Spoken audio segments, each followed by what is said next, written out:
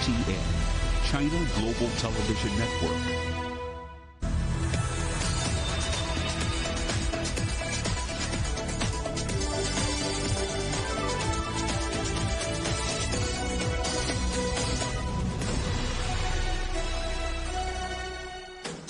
Live from London, this is Global Business. Hello, welcome to the programme. I'm Jamie Owen. And I'm Robin Dwyer. Our top stories. Arguments over Russia's invasion of Ukraine dominate talks at the G20 summit in India. They will not now issue a joint statement. Angry protests in Greece after the country's worst ever railway accident leaves more than 40 people dead. Shares in Tesla fall after Musk's master plan fails to target cheaper, smaller electric vehicles. We'll be asking how it regains its charge. And a bit of a headache for French winemakers as climate change and a taste for beer both take their toll.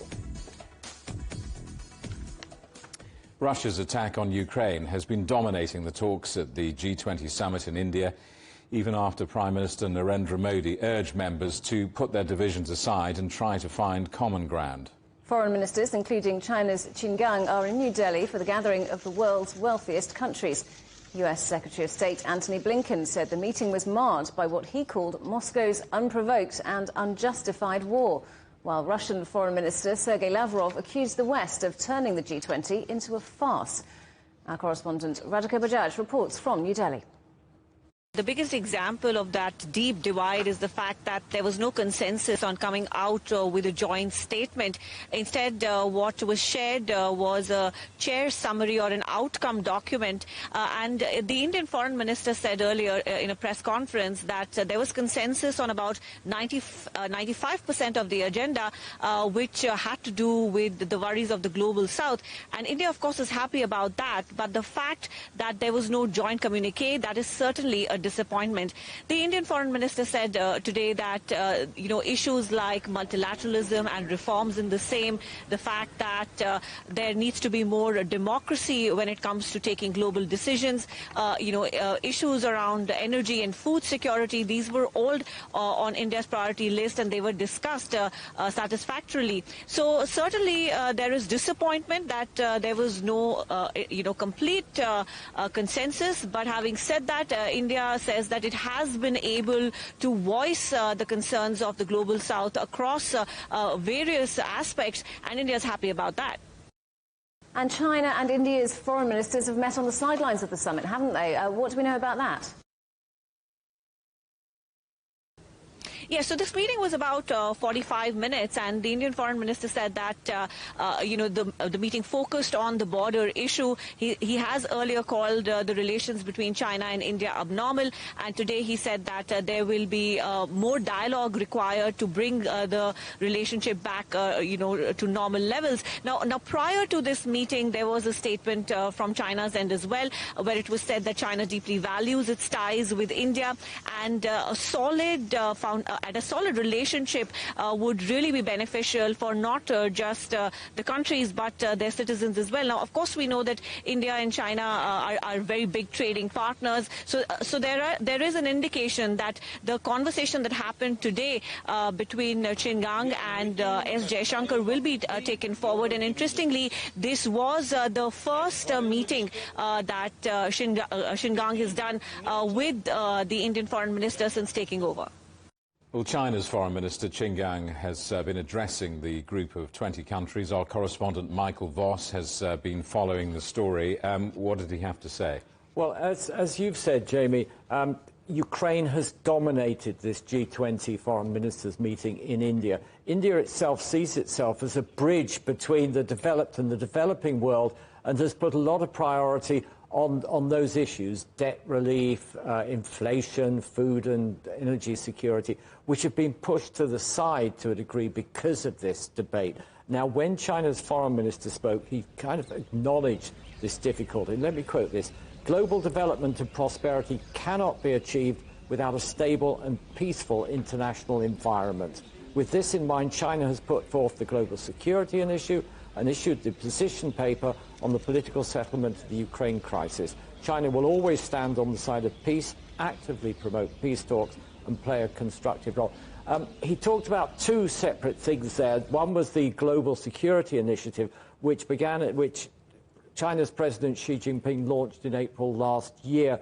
This talks about the central role of the United Nations, and for security you need dialogue, not confrontation, partnership, not alliances. Then comes this Ukraine initiative, where he talks about the need to respect sovereignty, territorial integrity, not to threaten nuclear war. But at the same time, China is saying there must be an end to, quote, the Cold War mentality, and that legitimate security concerns on all countries must be adhered to.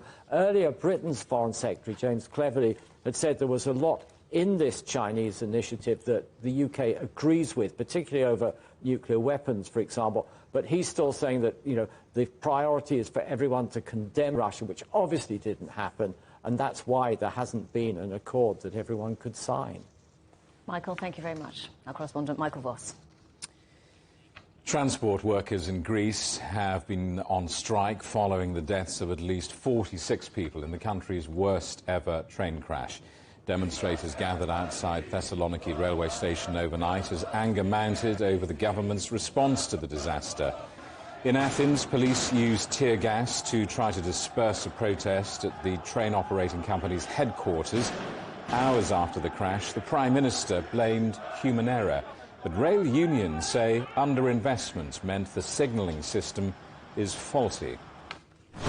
Footage has been released of the moment of the collision on Tuesday.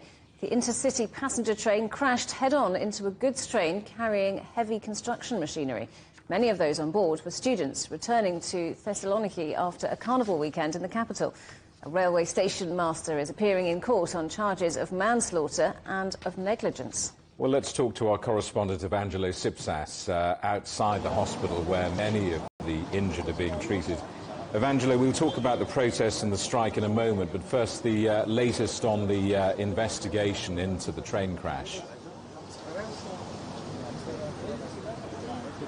Well, yeah, the master in the Larissa station went to court, appeared in court today on Thursday, and he was charged with manslaughter, negligence for body harm, personal injury, and homicide. Now, he did get an extend until Saturday, but until then he will be held in custody. Now, the government has said that they will investigate more because simply they're saying it could not only be one single person who has caused this issue. Now, a lot of people are pointing fingers also to many of the local organizations that are taking care of these railway systems and saying that more investigation needs to be done. Now, this person who was the one person who appeared in court today, there is a possibility that this could drag on in the next few days as well. It could be getting an extend as it's still a developing story. More people are coming out. More people have been identified and dead. Right now we have 57 people that are confirmed dead and over a dozen that are injured. Now, we're also standing in front of the hospital. As you mentioned, this is the hospital that a lot of the injured were being taken care of, but also a lot of those people that lost their lives and had to be identified were actually here, just right beside the hospital. There's a small little area, like a morgue, where their family members come and identify the bodies of those who were rescued in the hours after the coming by of underfunding and the lack of renovating this railway system is the issue. The core issue of why this took place, and that a large issue that didn't happen up until now was just as a miracle, as they say. But it's not only young people who are angry. It's not only young people who are on the street. Older people are out there with them, and a lot of people working in the transport industry. There's a strike in major cities like Athens and Thessaloniki, a 24-hour strike of public transportation, and they're on the street as well, saying, why did this happen? They're saying the reason they're also on the street is because they raised their concerns, the safety issues, to the government many years ago and in the few weeks and days leading up to this incident, but no one listened to them. They're clearly pointing the finger to the government not doing enough and not taking enough action to renovate this dilapidated infrastructure. And they're also saying that they need to take action and more needs to be done. Now, we do know that the transport minister did resign. That was one of the actions of the government. president, but also the Prime Minister, Kyriakos Mitsotakis, pledged to look into the incident himself and said that he would investigate more and more to see what could have caused this incident. But as we said earlier, a lot of the people right now are pointing the finger to the already poor and dilapidated infrastructure that hasn't been updated since the turn of the millennium. Evangelo, thank you for that. Our correspondent, Evangelo Sipsas in Greece. Eurozone inflation eased last month, but by less than expected. Consumer price growth dipped slightly to 8.5% in February, down from 8.6% in January. While energy inflation slowed, price rises for services, goods and food all gained pace. The latest data raises the prospect of further rate hikes by the European Central Bank this year. The world's biggest beer brewer has reported a fall in sales for the first time since the start of the pandemic. Anheuser-Busch InBev, which makes Budweiser, Stella Artois and Corona, sold 0.6% less by volume in the last quarter of 2022. However, that decline was offset by price increases and customers switching to premium beers. Shares in the cryptocurrency bank Silvergate plunged after the bank delayed filing a legally required report on its financial condition. The Los Angeles-based investment bank reported a $1 billion loss in the fourth quarter of last year, driven in part by the fallout from the collapse of crypto exchange FTX.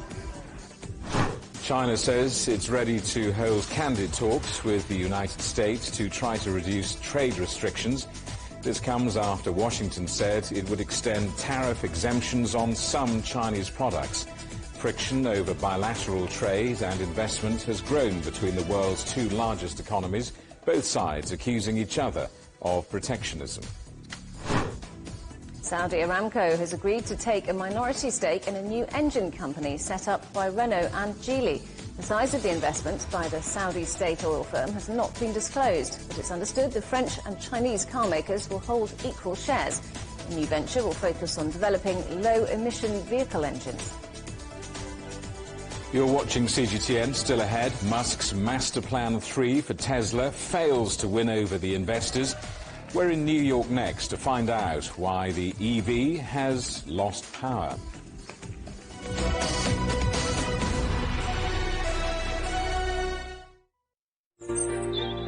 Ever wondered what's the difference between a bear and a bull market? Where are the cash cows? And who are the lame ducks? And what exactly are black swans? Grey rhinos? And unicorn companies? Make sense of it all with Global Business, only on CGTN. There's a new agenda for a new world, accelerating change in almost every part of our lives. It's shifting the norms of how we work, travel, and connect. How we think, interact, and develop. It's a new reality, a new agenda with me, Juliet Mann.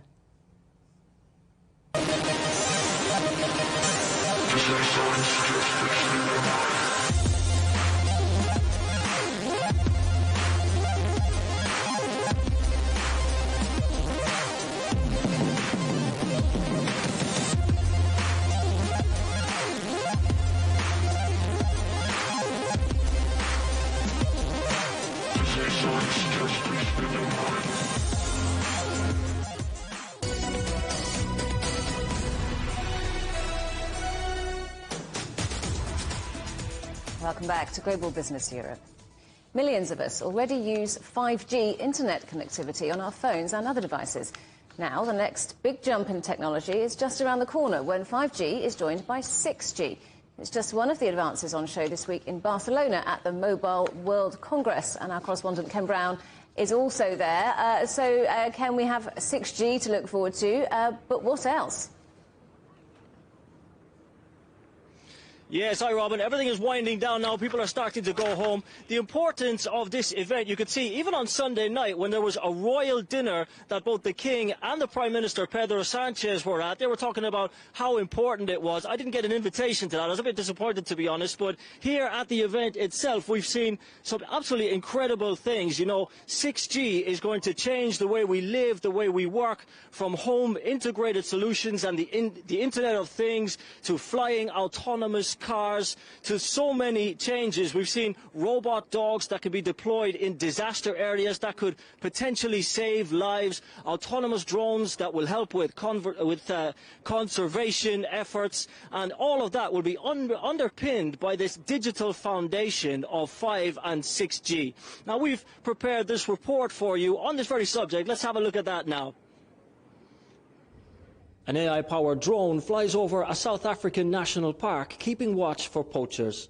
When it detects human activity, it alerts park rangers, giving them a better chance of saving endangered rhinos and forest elephants. It relies on artificial intelligence, but more importantly, the latest 6G technology, which offers high-speed and low-delay communication. AI can solve many problems, but the problems where you combine the two is in low latency situations. So if a poacher needs to be detected, but you also need to control the plane when you do so, then you need to know immediately, right? So really where low latency detection meets AI, that's where those two combinations can, well, make the world a better place, solve conservation.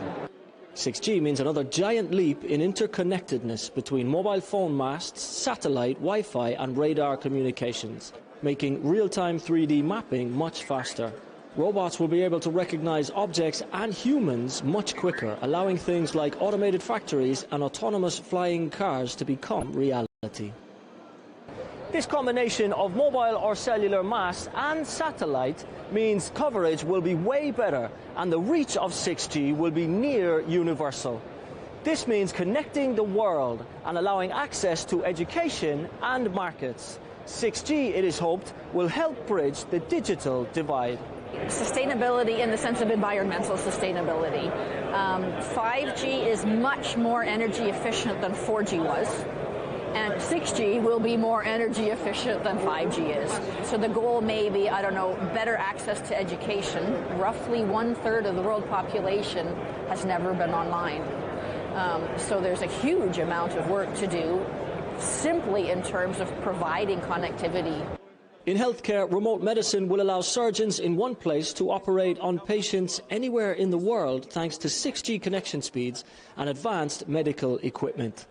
Gaming and entertainment will take on another dimension too, with virtual and augmented realities using the power of 6G bandwidth to blow our minds.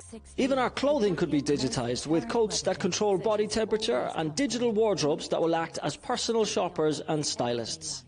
With 6G, the future is fast. So, Ken, there's been a big Chinese presence in Barcelona, hasn't there? And there's going to be another Mobile World Congress coming up in Shanghai. What can we expect from that? Yes, so the Mobile World Congress packs up here in Barcelona and will move to Shanghai at the end of June and the start of July. I think we'll see a continuance of many of the themes here, particularly focused on 5 and 6G rollout. There are already 1 billion people connected with 5G now. And, of course, one of the themes we've seen a lot of here is sustainability. We see companies making pledges towards becoming greener, towards a net zero, towards having a lower carbon footprint. This is an industry that creates over 50 million tons of e-waste every year, and that really needs to change. So I think we'll see a lot of emphasis on green technology and on greening the industry in Shanghai. Ken, thank you very much. That's our correspondent, Ken Brown, in Barcelona. Tesla executives are talking up their plans for a next-generation platform and much cheaper electric cars. But Wall Street doesn't seem to be convinced. Let's talk to our correspondent, John Terrett, who's in New York for us. So, John, it looks like Tesla's master plan was a bit of a flop. I know, it's a bit scary, don't you think? Master Plan 3. This is what he's talking about. Master Plan 3. I mean, it's very futuristic and sends a bit of a shiver down my spine, if I'm honest with you. But this is Investors' Day, which has been taking place in Austin, in Texas. Now, Tesla used to be based in California, but Musk moved it from there because he didn't like the tax regime very much. He much prefers the one in Republican-controlled Texas. And so what happens is investors turn up there, or they can do it by Zoom, but they like to turn up and meet Elon Musk, and he glad hands them a little bit. And he was supposed to unveil, as I say, the Master Plan 3. Now, what happened was, in the end, it was all a bit detail light, shall we put it that way, to be a bit polite, at least as far as Wall Street is concerned. Now, what's interesting is Tom Xu, who was born in China but now holds a New Zealand passport, who is Elon Musk's #2 in the whole of Tesla. He used to head up Tesla in China, in Shanghai in particular. And he said yesterday that the company had produced 4 million vehicles, but it was very much a sort of long-term, futuristic sort of view. You know, they talked a lot about past achievements. There wasn't a lot of detail about up-and-coming Tesla products and Tesla services. So Wall Street was pretty unimpressed. They said, well, is that it? And they, yeah, it is. That's all we got for you. Oh, fine. OK, so we'll sell off by 5%. Right now, Tesla stock is down by about 6%. And of course, all of this comes as Elon Musk is now talking vaguely in tweets about leaving Twitter by the end of 2023 and going back to Tesla and to SpaceX, which is very much what Wall Street wants him to do. And at the moment, the main contenders seem to be Jared Kushner, who's Donald Trump's son-in-law. And at the Super Bowl a couple of weeks ago, Musk was seen sitting alongside Rupert Murdoch. So possibly somebody from the Murdoch organization, not him, of course not, he's too old, but somebody maybe from the ranks might take over Twitter and allow Musk to go back to doing what Wall Street wants him to do. Tesla shares, as I say, down about 6% now. Well, John, as well as Tesla and Twitter and SpaceX, of course, Elon Musk has had a plan to test brain chips in humans, but US regulators have banned it.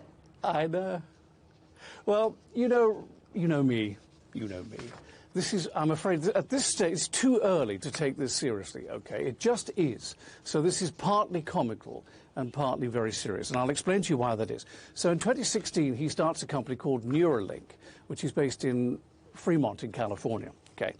Now, Elon Musk himself says of this company that they want to put chips into our bodies. We assume it'll be the brain, but of course it could be the wrist as well. And I've long thought that this is something that is coming, but it's still a long way off. Now, he says that these chips will help, and this is the good bit, the serious bit, the paralyzed to walk, the blind to see, and he says it will turn people into cyborgs. Now, I didn't know what a cyborg was. I'm not really into sci-fi and that sort of stuff. According to my friend John here, a cyborg is a half man, half machine. And that's what Musk is talking about with this company. Now, he's said on 4 occasions since 2019 that the company is ready to go for approval and testing. Within about 6 months was the implication of when he said this. And now we learn that in 2022 they did go to the authorities, the Food and Drug Administration, and they went for approval and it was rejected. So that's the news. So this notion of putting a chip in your body to help you with all these things, that has been rejected by the authorities for now, but Neuralink's work goes on, we are told. Robin and Jamie. Well, let's talk about something a bit less sci-fi, a bit more down to earth. Let's talk shopping, because Macy's stock is surging. Oh, yes. It is up about 11% when I checked just now. This is a big department store nationwide. They own the huge Macy's store on 7th Avenue there at Herald Square. And, of course, they're responsible in New York for the fireworks on July the 4th and the parade with those big balloons, the ones that fly low to the ground, by the way, in November. And it is a key barometer, really, for the economy here. How Macy's goes, so the rest of the economy tends to go. Now, in the fourth quarter, which, of course, includes Christmas, they topped Wall Street expectations, much better than Wall Street had been expecting, but it was still slower than normal. And they're forecasting a pretty good 2023, unlike many other companies this week. But it is still choppy, so it's a little bit up and down. And once again, it rather depends on how you actually read the guidance going forward. They promise fewer shop promotions, more targeted sales using the website, all that sort of thing. So not bad earnings from Macy's, but, could also be read as being potentially better. And this comes as Best Buy, which is where Americans buy their gadgets from. They said the same thing. They topped expectations, but they warned about 2023. Their shares are up 0.4%. Macy's are up around 11% at the moment, down a little bit now, down about 9% at the moment. But it all plays into this tug of war I've been telling you about that is going on between Wall Street and the Federal Reserve. And we have to remember rates, dates, hiring, and recession. Okay, when will the Federal Reserve stop raising interest rates? What date will that be? How much will it be? It's likely to be a terminal rate of 6%.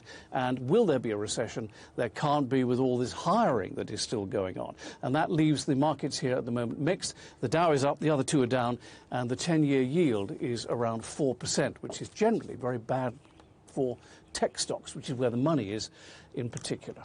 Robin and Jamie. John, thanks very much for that. That's our correspondent, John Terrett, in New York. Well, as John mentioned there, Tesla shares fell after boss Elon Musk announced those sweeping cost-cutting plans to investors on Wednesday. Let's drill down into this a little more. Dan Ives is Managing Director of Equity Research at Wedbush Securities. Dan, good to see you. Welcome to the programme. What's gone wrong here as far as the investors are concerned?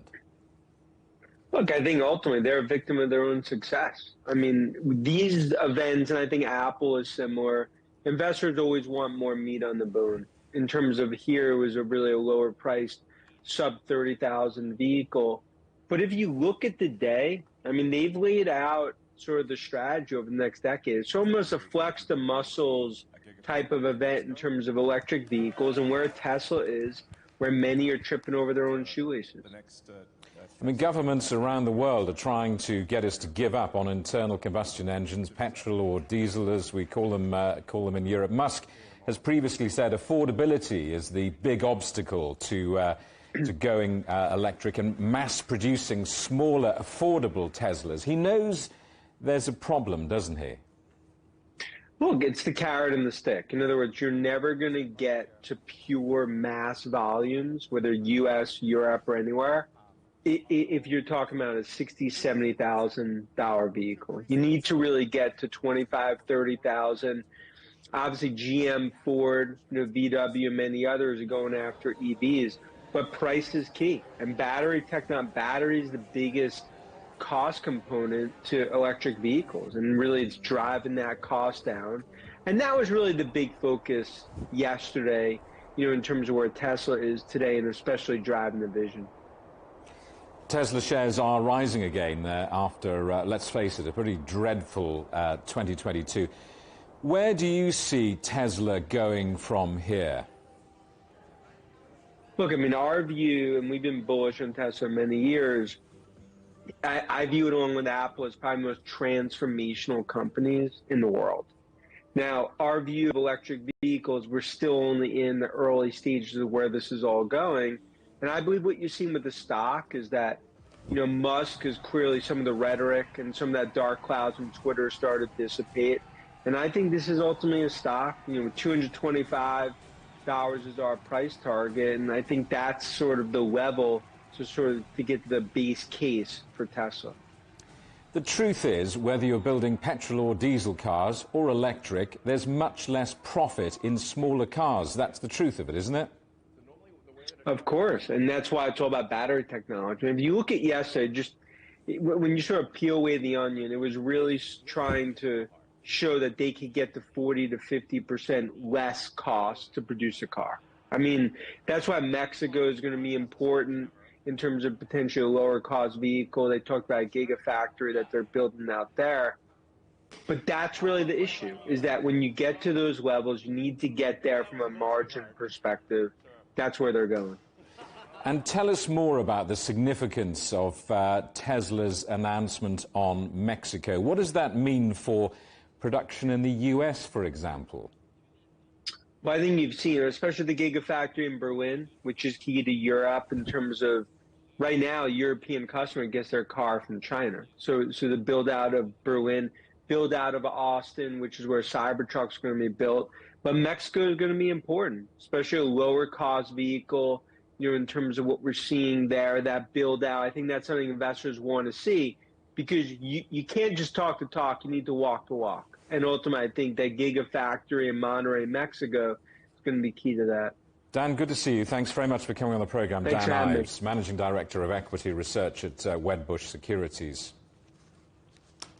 And you can get highlights from the week's news in Europe and China direct to your inbox through CGTN's Storyboard email newsletter. You can sign up at europe.cgtn.com. You're watching CGTN. Still ahead, we'll be reporting from the Donbass region of eastern Ukraine, where troops from both sides are fighting with Soviet-era weapons.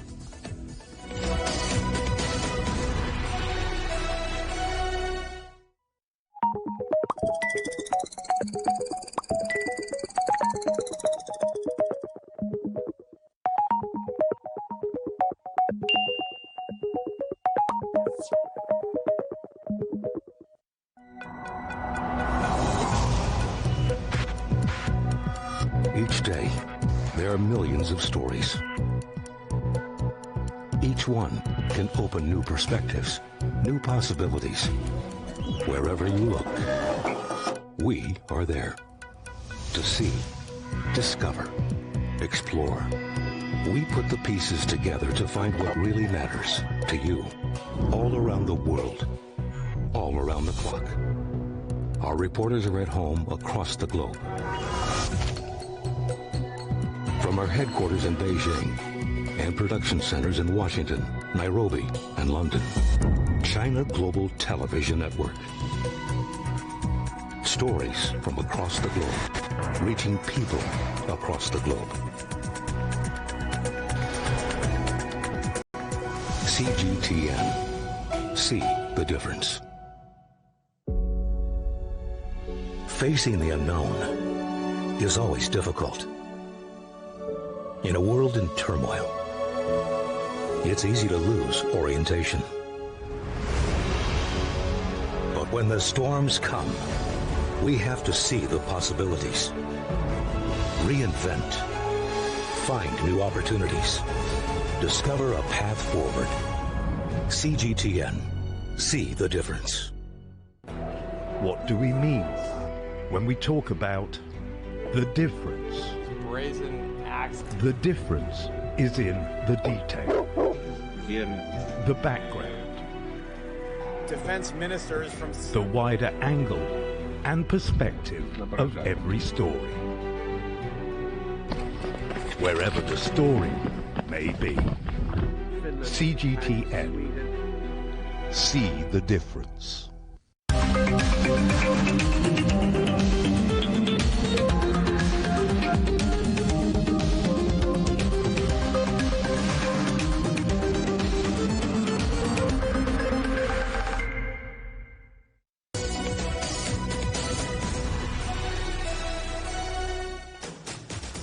Hello, welcome back to Global Business Europe with Jamie Owen and Robin Dwyer. Our top stories. Arguments over Russia's invasion of Ukraine dominate the talks at the G20 summit in India. They will not now issue the usual joint statements. Angry protests in Greece after the country's worst ever rail accident leaves at least 57 people dead. And as we've been reporting, shares in Tesla fall after Musk's master plan fails to target cheaper, smaller electric vehicles.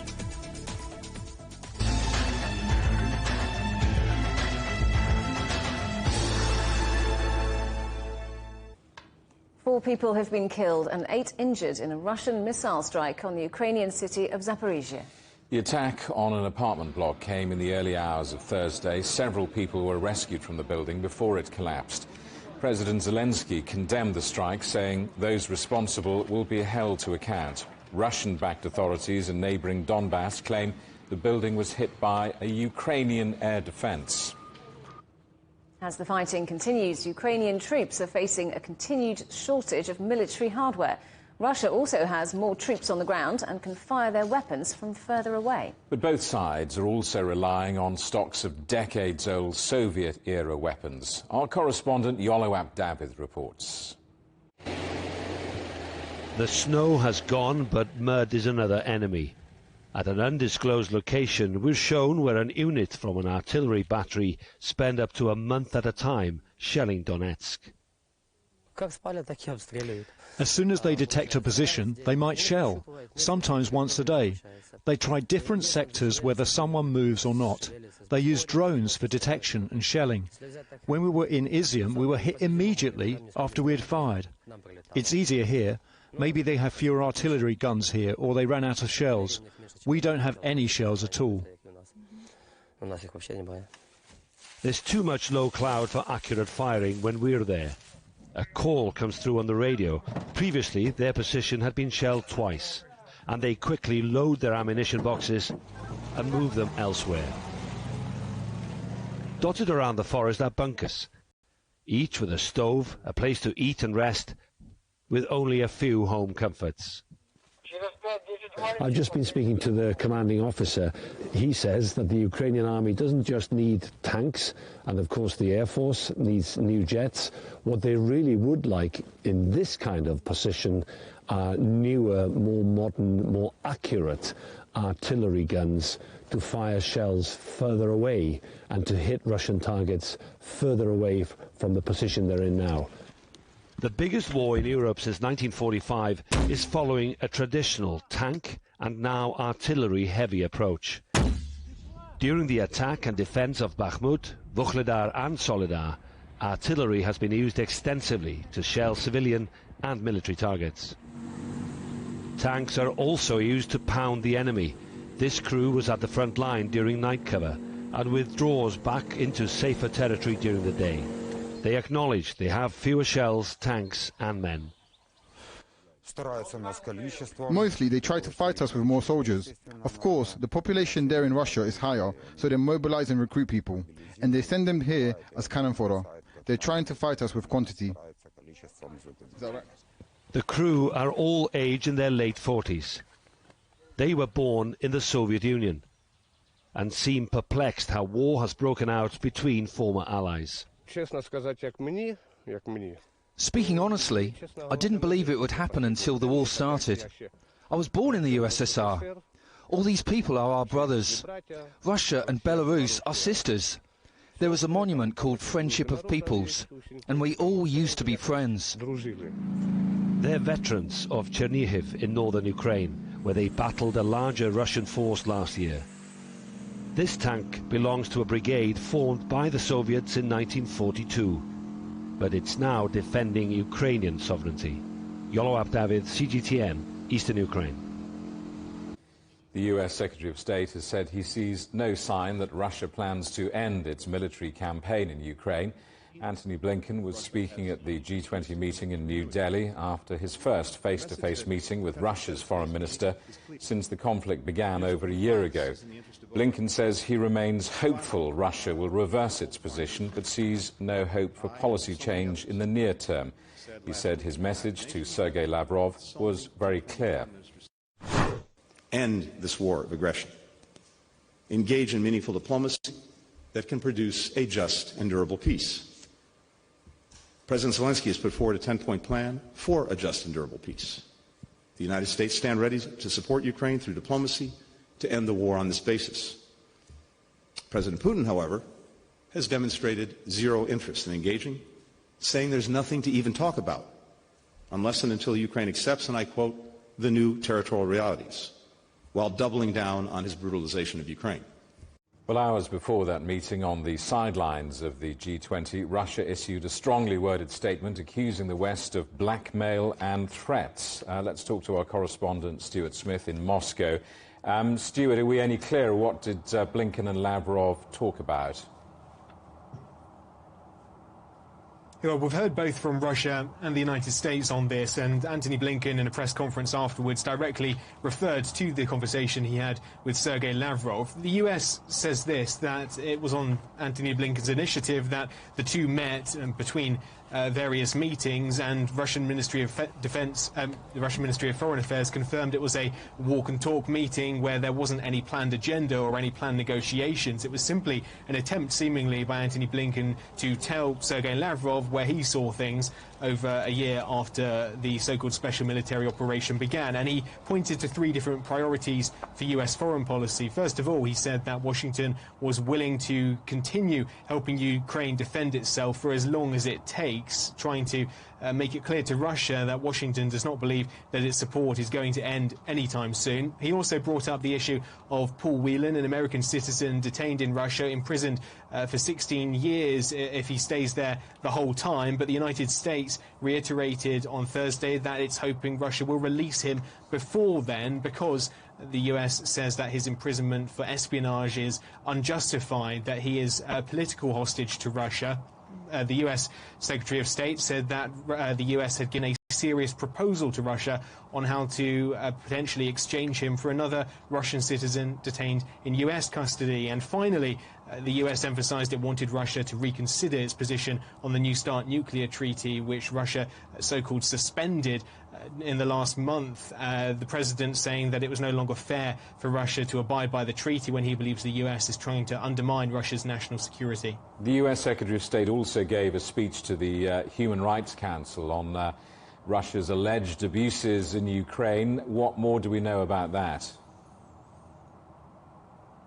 Yeah, that's right. So Antony Blinken in that speech pointed to these human rights abuses which the US says took place in Ukraine by Russian forces, and said it's important that independent United Nations investigators continue to do their work recording these alleged crimes so that there can at some point be justice for the victims of those crimes. But he also pointed towards Russian civil society itself, that Russian authorities have been repressing the views and opinions of the Russian civilians in Russia by not allowing them to express their views. He called it, quote, systematic muzzling of domestic critics, and urged Russia to stop engaging in such practices. Stuart, thank you for that. Our correspondent Stuart Smith in Moscow. Power has been returned to most of Argentina after a blackout left the country without electricity for hours. There were no energy supplies in most central regions on Wednesday amid a heatwave. A fire in fields near Buenos Aires brought down power lines, forcing a nuclear power station to go offline. Water distribution services were interrupted and public transport halted. A man in the US state of Pennsylvania has been arrested and charged with attempting to place an explosive on an aircraft. 40-year-old Mark Muffley is accused of putting the device in his checked luggage for a flight to Florida. He fled the airport after his name was called over the loudspeaker, but was later arrested by the FBI. A record winter drought in France is causing rivers to drop far below normal levels at the time of year. Sandbanks have been exposed on the Loire, the country's longest river, after 32 days with barely any rainfall. Local fishing has already been affected, while there are fears of a longer-lasting impact on agriculture, including the region's wine production. Italian authorities are facing criticism over their slow response to a shipwreck in which at least 67 migrants died. Prosecutors say delays in processing emergency services may have contributed to the tragedy, but political anger is also growing. Our correspondent Johannes Plechberger reports. 4 days after a migrant boat sank off the coast of Calabria, local people are still waiting for answers as to why rescuers took so long to arrive when the boat was first spotted. The state is to blame. The state knows when the migrant boats are coming and they let them arrive. But despite knowing this, they didn't intervene. Now all those people had to die, all those children, the women. If I'd seen them, I would have helped them. Anger and accusations surround the lack of a boat rescue. Italy's Coast Guard blames the system used by the European border agency Frontex. It says because Frontex didn't officially alert Italian rescuers, their hands were tied in being able to respond. Shortly after the crash, Italy's interior minister deflected any blame for the delays. The only true thing that should be said, confirmed and repeated, is that the migrants should not depart. You shouldn't expose women and children to dangerous conditions. Words that caused outrage among the country's opposition parties, who called on him to resign. Queste dichiarazioni hanno trasformato le vittime in colpevoli. Your declarations have transformed victims into culprits. Who are you to judge, from the height of your privileges, whether one should choose between death at sea or death in their own country? The opposition is now demanding a thorough investigation to determine the timeline of the authorities' response after the migrant boat was first seen on Saturday night. And while the search for the still missing migrants continues on the beaches of Calabria, protesters are hitting the streets in Rome, demanding a change in Italy's approach to offshore rescue missions and to migration as a whole. Johannes Blechberger, CGTN, Steccato di Cutro, Italy. Now, whether you're watching this on your phone, your desktop computer or your television, you wouldn't be able to without computer chips and semiconductors. They're the unseen backbone of just about every device. The global shortage during the COVID pandemic has accelerated a race to dominate a lucrative global market. But that's creating fresh tension between the United States and China. Our correspondent Owen Fairclough reports. They're microscopic, but their importance to the global economy is enormous. Computer chips and semiconductors drive almost every electronic device. But the post-pandemic supply chain crisis, symbolized by container ships queuing up at US ports, also exposed a shortage of semiconductors and computer chips made predominantly in Asia. When we allowed the semiconductor industry and other vital parts of our economic foundations to be reliant on countries overseas, that was a mistake. In the Midwest, Northeast paid dearly for that mistake. Ohio's lieutenant governor overseeing construction on 2 new factories for Intel. Around $2 billion of subsidies helped persuade the chipmaker to bring some production back to the US. President Joe Biden is championing the project, having allocated nearly $40 billion to incentivize domestic manufacturing. These chips, these wafers, are batteries, broadband, it's all infrastructure. This is infrastructure. But China is also competing to become a computer chips and semiconductor powerhouse as it shifts its economy away from low to high-end manufacturing. And that's led to accusations from Beijing that Washington is stifling competition by forging a deal with Japan and the Netherlands to stop China buying chip-making equipment from them. In order to maintain its hegemony and self-interest, the U.S. has been abusing export controls, coercing and luring other countries to put up small circles to contain China, and politicizing sci-tech and economic and trade issues. This seriously violates market principles and the international trade order. But this appears to be a fast-developing front in U.S.-China trade battles. Washington will reportedly use export controls to limit the level of advanced semiconductors that South Korean companies can make in China. Owen Fairclough, CGTN, Washington. You're watching CGTN. Still ahead. From the grape to the grain.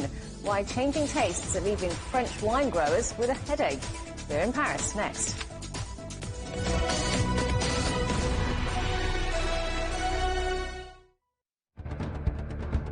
Events have consequences. Words create impact. Unprecedented scenes that we saw. The clean-up operation is now well and truly underway. Parts of southern Europe remain in a state of emergency. Context gives meaning. People make history. Far more than 1,000 people have come here today. But authorities are still on high alert. So into the attention of world leaders. A complex world demands a comprehensive view. But with the cleanup efforts more or less under control, the economic impact is bound to ripple across the country. There's plastic pollution everywhere. Because the world today matters for your world tomorrow. This is the living area of the crew. And in these mountains, they recently finished building a power plant. Well, this is something completely different. The world today, every day on CGTN.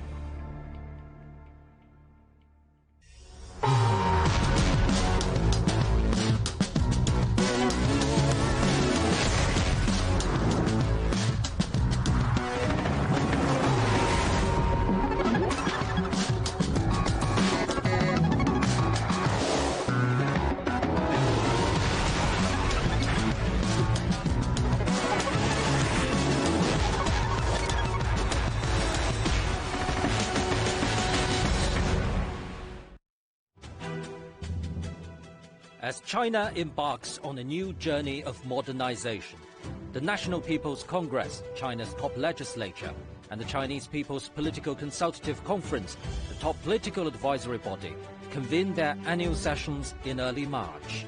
Join us on CGTN for our special coverage of the two sessions. Find out the course China will take to ensure a sustainable future for its 1.4 billion people, and how China's decisions will impact global economic recovery. Agenda for 1.4 billion on CGTN.